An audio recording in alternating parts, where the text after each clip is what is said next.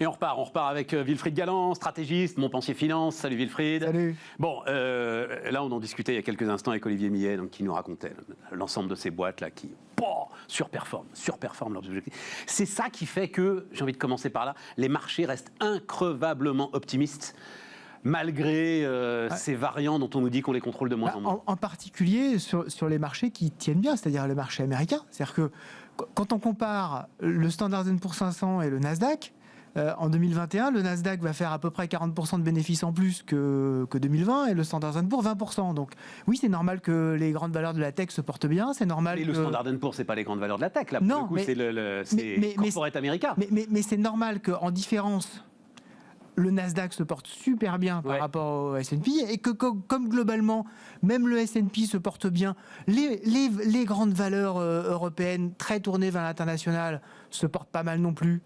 Globalement, ça se passe plutôt bien parce qu'on se dit, on va faire des profits, on a toujours des taux d'intérêt à zéro. 20% de bénéfices en plus, whatever. Ouais. Quoi qu'il se passe. Whatever, c'est jamais whatever, ce sont les projections. Donc, si jamais on a un choc, quand on regarde les projections de bénéfices qu'on avait en janvier 2020 pour toute l'année 2020, c'est pas exactement ce qui s'est passé en 2020. Donc, il faut quand même évidemment rester prudent.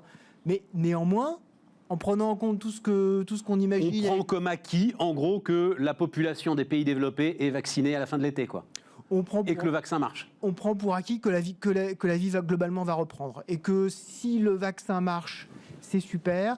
Si les populations sont totalement vaccinées, c'est formidable. Mais s'ils ne sont pas totalement vaccinés, on en aura vacciné suffisamment pour que la vie reprenne son cours. Ouais, voilà, c'est ça. Voilà. Et donc, effectivement, si on a 1, 2, 3 mois de retard, on a 1, 2, 3 mois de retard. L'important, c'est de savoir que ça marche. C'est-à-dire que quand vous avez Moderna qui nous dit mais de toute façon, non seulement ça marche, mais moi, je mets 4 mois pour refaire un vaccin et le reprogrammer, on sait que le vaccin ira plus vite que le virus. Alors oui, effectivement, il y aura du dégât, il y aura du dégât important entre-temps, mais le virus, il met 1 an pour muter, le vaccin, il met 4 mois.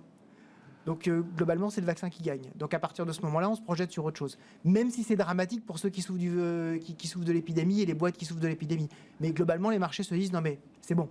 Ça, oui, et puis les boîtes, là on en parle, les secteurs qui souffrent directement de l'épidémie, ça y est, ils ont été identifiés. Exactement. Ça ne changera pas. C'est 8, 9, 10%, ça dépend des pays. Alors en Espagne, c'est beaucoup plus fort, services, tourisme, etc. Et tout. Voilà, 8, 9, 10% du PIB des pays développés. A priori, il n'y a plus beaucoup de surprises de ce point de vue-là à attendre. Alors après, il y a à gérer, moi, ce que j'appelle la potentielle destruction de capital humain. C'est-à-dire que comment est-ce qu'on fait pour que les gens qui souffrent, on soit capable, effectivement, comme on dit, on va redémarrer l'économie, qu'eux aussi redémarrent. Donc ça, c'est un véritable sujet, parce qu'on est en train, quand même, toute une génération de l'user quand même beaucoup sur ces... Tu parles des plus jeunes, là ? Ouais, largement, ouais. Et donc ça, il va quand même falloir le traiter assez rapidement et en plus de façon assez longue, non seulement rapidement, mais en profondeur, parce qu'on est quand même en train d'user quand même pas mal de potentiel qui normalement devait nous permettre de repartir. Donc attention quand même à ça. C'est pas juste un ordinateur qu'on débranche et qu'on rebranche et en disant ça va mieux après. C'est pas tout à fait comme ça.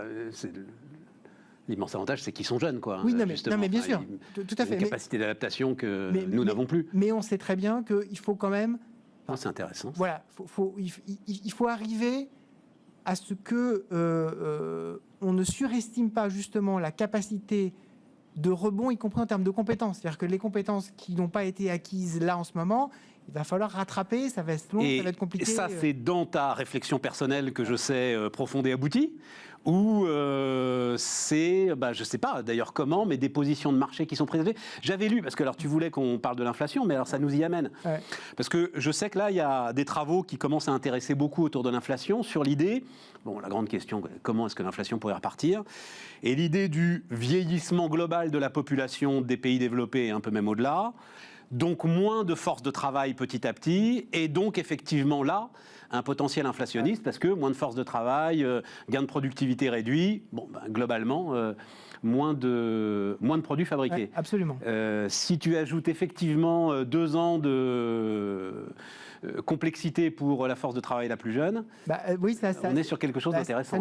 Ça nous fait potentiellement une capacité de rebond productif, si on veut parler de façon assez aride économique, qui est un peu plus faible. Et donc, quand on va réinjecter toute la demande, parce que là, on parle effectivement à moyen terme, la population qui va vieillir, Mais à très court terme, là, la somme d'épargne accumulée rien que par les ménages américains depuis début 2020, excédentaire par rapport à 2019, c'est 1600 milliards. 1600 milliards sans compter le nouveau plan Biden. Ça, c'est les Américains, ça. Voilà, les Américains. Il y a 1600 milliards qui ne demandent qu'à se déverser dans l'économie. Est-ce qu'ils vont le faire? Est-ce qu'ils ne vont pas le faire? Est-ce qu'il y a un effet d'éviction? C'est tout. Nous, avec nos 100 petits milliards, on est ridicule, là.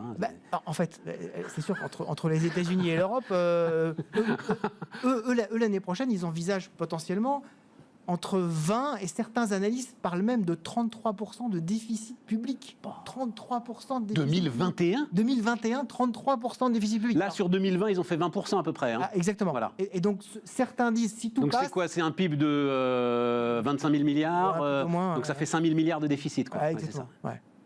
Entre 5 000 et 6 000 milliards de déficit, en fonction de ce qui va passer, etc. Et donc, forcément, c'est absolument considérable. D'ailleurs, c'est Donald Trump qui, le premier, a dit, non mais les déficits, c'est pas grave. Ouais.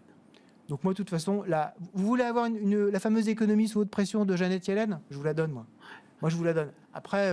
non mais, et donc, donc cette épargne se redéversant sur une force productive qui n'a pas les moyens de fournir la demande, c'est un vrai sujet. Alors, ça nous donne le truc. Alors, moi, je pense que cette épargne, elle ne va pas nécessairement se déverser d'un coup, parce que c'est le fameux effet d'éviction ricardienne. C'est plus on envisage d'avoir de la dépense publique, plus on se dit on va quand même avoir des impôts, donc on va quand même être prudent. Même les Américains, ils ne sont pas quand même complètement fous avec leur consommation, d'une part.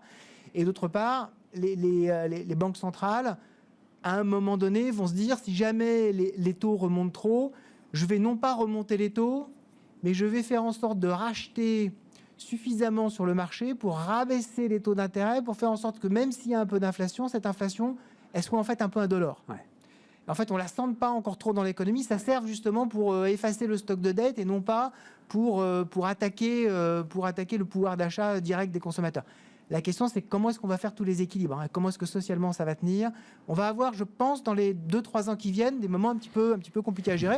Et bon, c'était soit ça, soit aller vers la dépense. Ah oui, non, mais là, voilà. Tu prêches un converti. Il y a, alors, c'est un truc un peu... J'ai réfléchi. Ah bah oui. Aussi. Il y a un Davos virtuel, donc là, Davos va être virtuel. Ouais. Est-ce que c'est le symbole d'un multilatéralisme qui se transforme? En fait, moi, ce qui m'intéresse beaucoup dans le Davos virtuel, c'est que de nouveau, il y a Xi Jinping qui parle. Hein. Ouais. Voilà. Et juste après l'élection de Donald Trump, il était déjà intervenu au forum de Davos. 2017. Voilà, en se positionnant comme le chantre et l'apôtre du libre-échange. Absolument. Et là, en disant, vous pouvez toujours compter sur moi. Vous ne pouvez plus compter sur les États-Unis, vous pouvez compter sur moi. Et là, il refait la même chose. Au moment justement où Janet Yellen, quand elle a été interrogée par le Sénat, a dit les États-Unis doivent faire preuve de fermeté vis-à-vis de la Chine en essayant d'utiliser au mieux la force que nous pouvons avoir avec nos alliés. Et donc, Davos, ça sert d'une certaine façon à ce que chacun se positionne en disant... Oui, mais là, Xi Jinping, il ne va pas recommencer le même discours, là, puisque là, alors, il se trouve que... Il recommence. Là, ce matin, il a recommencé.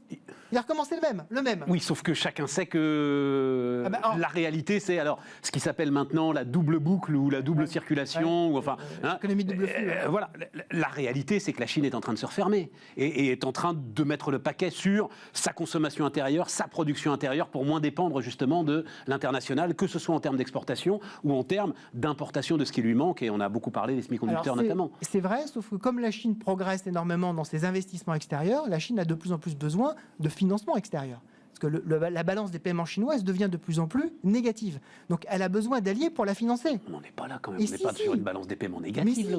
Mais à partir de là, cette année, elle va avoir une balance des paiements négative. Mais c'est bon signe. C'est bon signe pour eux, ça veut dire qu'ils investissent énormément à l'étranger. Ça m'avait échappé, ça. Et donc ils ont besoin d'avoir des alliés autour d'eux. Pourquoi est-ce qu'ils ont fait le fameux partenariat régional asiatique autour du Japon, de la Corée, de l'Australie, de la Nouvelle-Zélande, qui normalement n'ont jamais signé d'accord entre eux?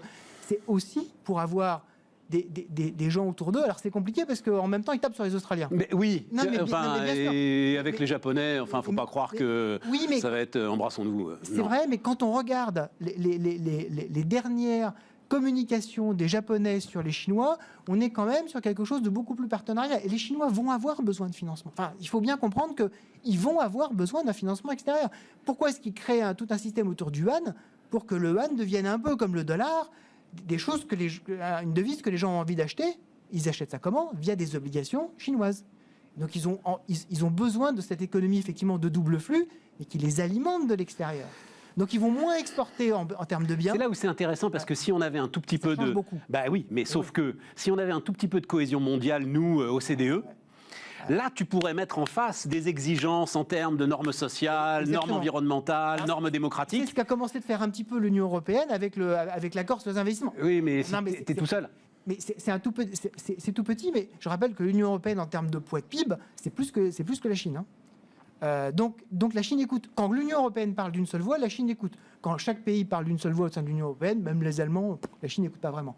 Là, la Chine a quand même écouté. Donc il y a un petit quelque chose. C'est pas suffisant. Super intéressant. Mais il y a un petit quelque chose. Ah oui, de ce point de vue-là, justement, la tectonique des plaques qui bougent et comment est-ce que ces plaques vont s'organiser, vont se confronter. Hein, entre les deux plaques, il y a une petite île qui s'appelle Taïwan. Hein. C'est autour de ça que ça va se faire, je pense. Pourquoi Parce qu'en fait, Taïwan, c'est l'endroit en fait, où les deux plaques se joignent, parce que Taïwan, c'est le pôle technologique. C'est eux qui fournissent les semi-conducteurs les plus puissants du monde. Et tout le monde a besoin de ça. Ouais. Donc tout le monde a besoin de Taïwan. Ouais. Et donc c'est pour ça que c'est très important ce qui est en train de se passer autour de cette région. C'est comment est-ce qu'on crée une espèce de dialogue. Mais en même temps, il y a Taïwan, dont l'existence n'est pas reconnue par la Chine et ne sera jamais reconnue par la Chine populaire. Exactement. Mais est-ce qu'on peut réussir à avoir quelque chose qui tourne autour de la Chine ne reconnaîtra pas Taïwan, mais la Chine ne fera pas le mouvement définitif qui romprait avec le bloc occidental et qui ferait qu'elle annexe de force Taïwan. Bon. Mais elle a besoin de Taïwan et les Occidentaux ont besoin aussi de Taïwan. Et donc c'est peut-être aussi parce que quand on a besoin tous les deux de quelque moi, ce qui chose... m'intéresse, c'est ce que tu me dis là, que la Chine a besoin de nous, que la Chine a de besoin nous. d'argent. Exactement. La Chine a besoin Ça, d'argent. c'est quand même une occasion historique qu'on ne devrait pas laisser filer. Quoi. Mais je pense qu'on ne laissera pas filer si on arrive à réintégrer, en particulier, les cercles qui avaient été créés par Barack Obama autour du partenariat transpacifique. Donc il faut recréer ça, que l'Union européenne se mette un petit peu en pivot autour de ces deux zones-là. Donc ça, c'est le boulot de Biden et de sa nouvelle administration. Exactement, et d'Anthony Blinken, absolument. Et Merci. Catherine Tai, il ne faut pas oublier, la secrétaire générale au commerce, Catherine Tai, hein, qui est issue de... J'avais échappé, Catherine Tai. C'est elle qui va gérer toutes les problématiques commerciales. Bon, elle vient d'une famille d'émigrés de Taïwan, ça va être intéressant. Effectivement. Et il ne l'a pas choisi par hasard. Non, il ne l'a pas choisi par hasard. Il l'a pas choisi par hasard.